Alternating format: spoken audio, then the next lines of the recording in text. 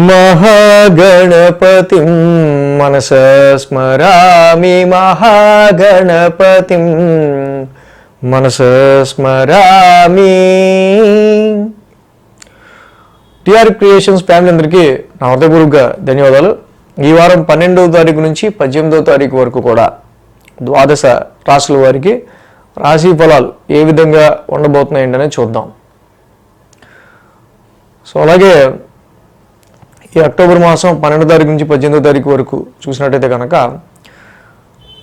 మెయిన్గా ఫ్రైడే శుక్రవారం రవి తులారాశి నీచ రాశిలోకి సంచారం మొదలు పెట్టబోతున్నారు.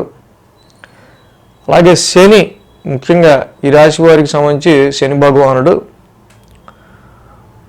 రవికి సమసప్తమంలో ఉంటూ ఉండటం, ఈ రవి శనుల యొక్క సమసప్తమ శుక్రవారం వరకు కూడా నడుస్తుండటం, ఇది మనకు కొంచెం మేజర్గా తీసుకోవాల్సింది.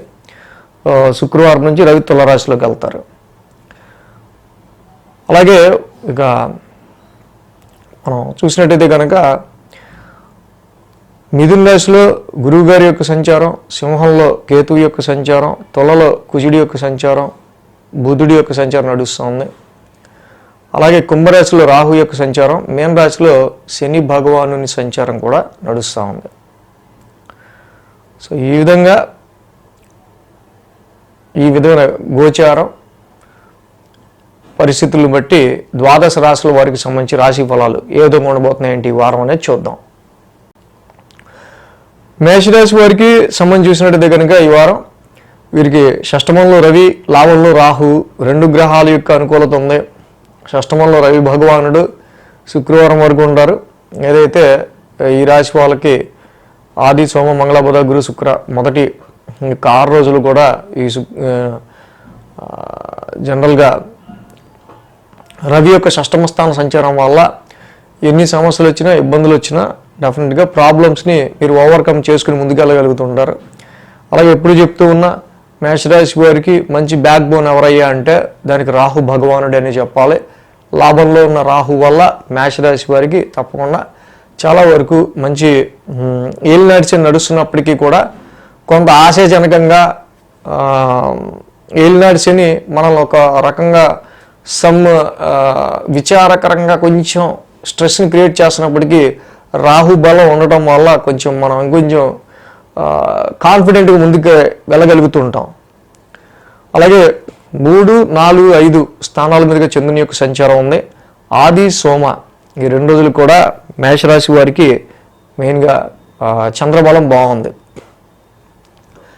వారం ప్రారంభమే మనం చూసినట్టయితే కనుక ఈ రాశి వాళ్ళకి తృతీయ స్థానంలో చంద్రుని యొక్క సంచారం ముఖ్యంగా జరుగుతుంది. చంద్రుడి యొక్క సంచారం తృతీయ స్థానంలో యోగిస్తుంది, పరాక్రమ స్థానంలో. బట్ అక్కడే గురువు గారు కూడా ఉన్నారు. కాకపోతే ఏంటంటే లైఫ్లో ఎప్పుడు కూడా జీవితంలో నేను ఇంత అంటే ఒక పనిని ఎత్తుకొని స్వతహాగా ఒక పనిని పూర్తిగా ఇంకా ఎవరిని నమ్ముకుని వేస్ట్, నా చేతుల మీదుగా నేను చేసుకోవాల్సిందే అనేంతగా ఇంత స్ట్రెస్, సెల్ఫ్ ఎఫర్ట్స్ ఇప్పటిదాకా ఎప్పుడు పెట్టలేదు అనే రకంగా కొన్ని పరిస్థితులు ఉంటూ ఉంటాయి. అదేవిధంగా కొన్ని షార్ట్ జర్నీస్ కావచ్చు, కొన్ని లాంగ్ జర్నీస్ కావచ్చు. తండ్రి గారికి సంబంధించి అయినా మెయిన్గా ఏంటంటే వాళ్ళకి కొంచెం ఏజ్డ్ పీపుల్ అయితే ఆ ఏజ్లో వచ్చే కొన్ని ఆరోగ్య సమస్యలు లాంటివి, ఇతరత్ర సమస్యలు లాంటివి వచ్చే ఆస్కారాలు కొన్ని కనిపిస్తూ ఉన్నాయి. ఇక మంగళ బుధవారాల్లో మనం చూస్తే కనుక అర్ధాష్టమంలో చంద్రుని యొక్క సంచారం, అది ఓన్ హౌస్ అయింది. ఓన్ హౌస్లో చంద్రుడి యొక్క సంచారం ఉంది. కాకపోతే ఏంటంటే ఉద్యోగంలో ఒక రకమైన ఎమోషన్ క్రియేట్ అవుతూ ఉంటుంది. సో అది ఏంటంటే వీళ్ళకి కోపం కూడా కాదు, మారుతున్న సిచ్యువేషన్స్ని బట్టి కొంచెం ఒక రకమైన ఎమోషన్ అనేది ప్రొఫెషనల్ పరిస్థితుల రీత్యా వీళ్ళకి ఏర్పడే ఆస్కారాలు కనిపిస్తున్నాయి. అలాగే డొమెస్టికల్ ఫ్రంట్లో కూడా గృహపరంగా మనం చూసినప్పుడు కూడా కొంచెం ఇంటికి సంబంధించిన పరిస్థితుల గురించి కొంచెం ఎక్కువ ఎమోషనేటివ్గా ఆలోచించే ఆస్కారాలు ఈ రాశి వాళ్ళకి మంగళ బుధవారాల్లో కనిపిస్తుంది. ఇంకా గురు శుక్ర శనివారాల్లో చంద్రుని యొక్క పంచమ స్థాన స్థితి సంచారం ఈ మేషరాశి వీళ్ళు చేసే ప్రొఫెషన్లో మెయిన్గా వీళ్ళు చూపించే క్రియేటివిటీ విషయంలో కొంచెం డిసాటిస్ఫాక్షన్ ఫీల్ అవుతూ ఉంటారు. సో కొన్నిసార్లు వీళ్ళు చేసిన పని వీళ్ళకి అంతగా ఏంటో చేస్తున్నాం కానీ చేసే పని మీద అంత ఇంట్రెస్ట్ కానీ, అంటే ఇంట్రెస్ట్ అంటే సాటిస్ఫాక్షన్ ఏదో లేదు కానీ చేయాలని చేస్తున్నాం అన్నట్టుగా కొన్ని డిసప్పాయింట్మెంట్స్ లాగా ఏర్పడుతూ ఉంటాయి మేషరాశి వాళ్ళు. సో ప్రస్తుతానికి అలా ఉంటుంది. అంటే మనకు తగ్గ పని ఇవ్వలేదనో ఇంకా ఇతరత్ర కారణాలు కావచ్చు. సంతాన పరంగా అయినా, ఎడ్యుకేషన్ పరంగా అయినా, ఇన్వెస్ట్మెంట్స్ పరంగా అయినా కూడా కొంచెం నెమ్మదిగా ఈ వారం అంతా కూడా ఆచితూచి అడిగేసుకుంటూ ముందుకు వెళ్ళడం అనేది మంచిది. సో పైగా ఈ రాశి వాళ్ళకి రవిశనుల యొక్క సంసప్తం మేజర్గా నడుస్తూ ఉండడం, అక్కడ 6వ ఇంట రవి సంచారం, వ్యయంలో శని యొక్క సంచారం రెండు కూడా సంసప్తం వల్ల ఉంటాం. ఆరోగ్య పరిస్థితులకు సంబంధించి కేర్ తీసుకోవటం, అలాగే లోన్స్ ముఖ్యంగా అప్పులకి సంబంధించిన విషయాల్లో రుణం చేసేటప్పుడు కానీ, రుణం తీసుకునేటప్పుడు కానీ, లేకపోతే రుణానికి సంబంధించి కొన్ని స్ట్రెస్ కానీ ఉండే ఆస్కారాలు కనిపిస్తూ ఉన్నాయి.